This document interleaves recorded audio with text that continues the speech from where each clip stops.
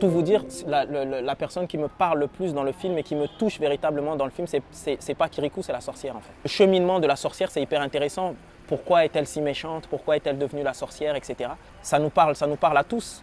Pourquoi devient-on ce qu'on devient? Qu'est-ce qui nous amène à tel endroit? Pourquoi on a un chemin tracé et tout d'un coup on change de direction et pas nécessairement pour le meilleur?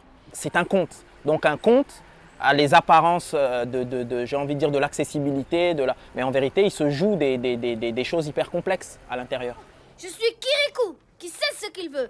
Et je veux savoir pourquoi tu es méchante.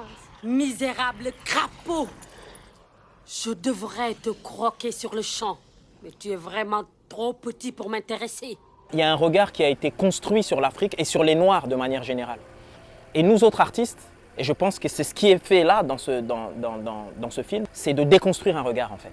Et si on parle d'Afrique, c'est le premier pas pour que les Africains eux-mêmes se racontent eux aussi. C'était la première fois sur un dessin animé qu'on voyait un héros noir.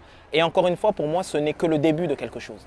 Il faut voir Kirikou comme le début de quelque chose. Kirikou, c'est le fait de magnifier le courage, magnifier l'innocence, magnifier le fait d'être positif, etc. Et en ce sens-là, c'est hyper important. C'est hyper important parce que pour une fois, et c'est assez rare, le noir, au même titre que n'importe quelle couleur, est porteur d'universel. Et ça, pour moi, c'est la grande réussite de ce film.